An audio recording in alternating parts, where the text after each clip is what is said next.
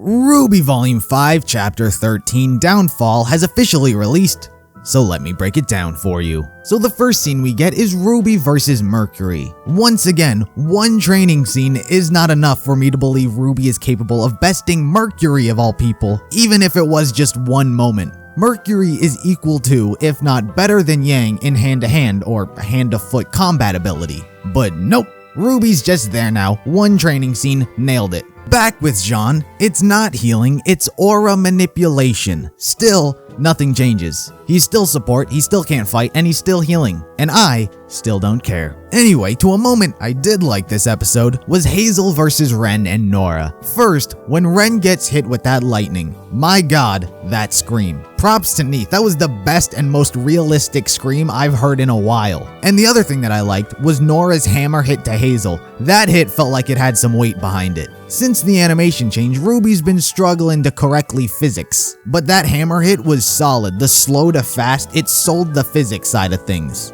And I can believe that supercharged Nora can get Hazel for a bit because Crow has become completely useless for whatever unnecessary reason. Anyway, outside with Adam and the White Fang, we get single-handedly the most anticlimactic thing the show has ever done and hampers the entire episode for me. Blake arrives with the people of Menagerie as well as the police, Ilya disarms all the bombs because she knows how to do that, and Blake shadow clones Adam. How anticlimactic. The assault on Haven. Adam killed Sienna for this. I lied. I said how Adam was the only villain who knew how to villain, not when you bring 8 people to an assault. And maybe, possibly, it could have been saved by an entertaining Adam versus Blake encounter, but even that is the most disappointing thing I've ever seen. A shadow clone and a punch. That's the best thing they came up with for that moment. Roman put up a better fight against Blake's shadow clones than Adam. You know, the guy that spent years with Blake and fought together in perfect unison with each other. That guy still can't figure out Blake's shadow clones. Cuts off Yang's arm in a single slash, not against shadow clones. Mr. He's the only one who kills anything in this show with logic, can't kill a shadow clone. He can take on a 2-ton robot, and he can't defend himself over a 2-handed punch. What is he, some sort of wizard? He can't defend himself against everything. Who'd have thought the key the whole time was finding your own individuality, right? That's how fights work. It's the mental game that's been keeping Blake from winning. Blake should be the one to take down Adam, but not in the most lackluster way possible.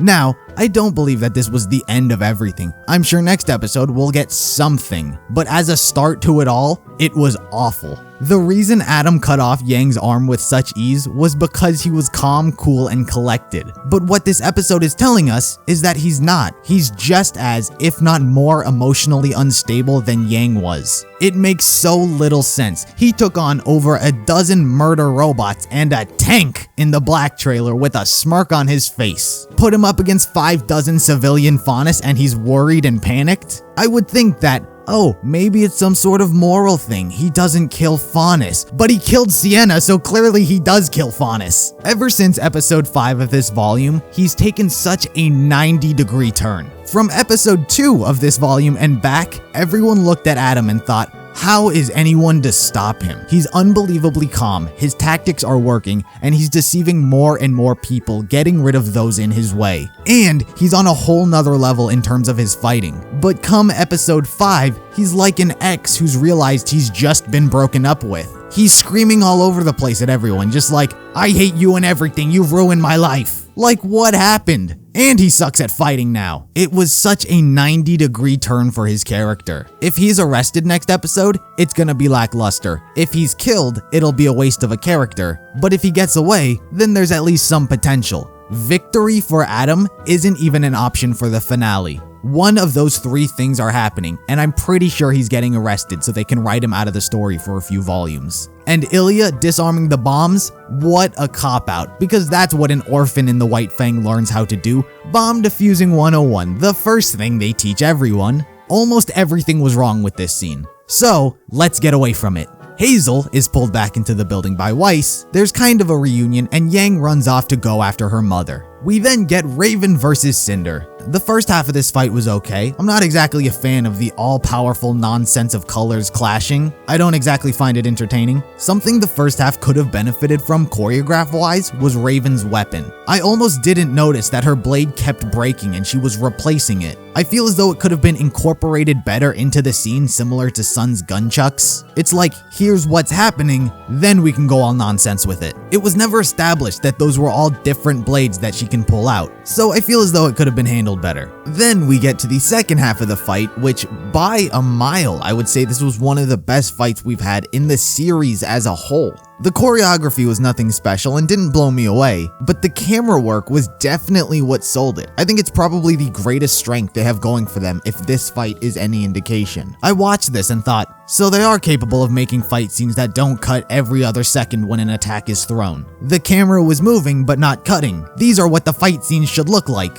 The camera not cutting all the time was great. It doesn't excuse all the other lackluster fight scenes we've been getting. People have been wondering if the animators were scared or whatever to make fight scenes, but if they all look like this, they shouldn't be. If the bigger all-out fights were like this and the smaller skirmishes look like Sun versus Ilya, then there would be so much less criticism about the fighting. It's what I hate about the formulaic way of doing things. You get a fight at the beginning, you get a fight in the middle, and a big fight at the end. It's so formulaic and I hate it when it comes to any show. It's what interests me about the production side of things that I'll never get an answer to because no one cares because it's business stuff.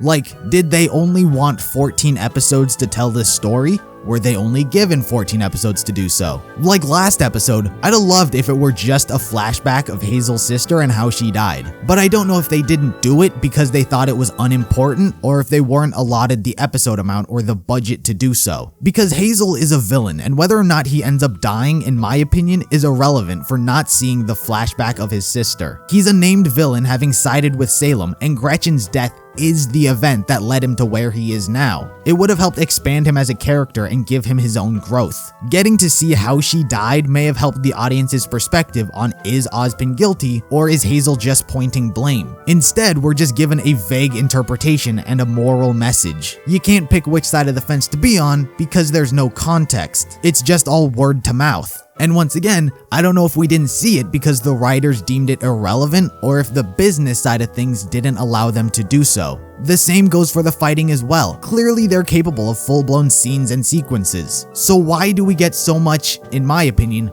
background fights? Fights that should be happening in the background as more impressive and interesting things are happening in the foreground. But instead of being in the background, they're in the foreground. Like, nothing of what happened upstairs with RWBY and Yang and stuff was impressive. It was just, let's move our weapons around as we talk. In my opinion, all the fights should be equally impressive. It's why Volume 3 is the most loved volume. On top of the story, there were so many fights and they were all impressive. Like with this volume, it's clear which fights they want you to remember. Yang versus Mercury was not a rematch. No one's gonna talk about that scene. RWBY versus Emerald, it wasn't RWBY versus Emerald. They weren't fights. And it's the behind the scenes stuff that makes me wonder what's stopping them from going all out on every fight scene and having growth with certain characters. And I'll never get an answer to that question because no one actually cares about that information. Anyway, back to the episode. The fight wraps up, Cinder gets shot at, and Raven freezes her. Is Cinder dead?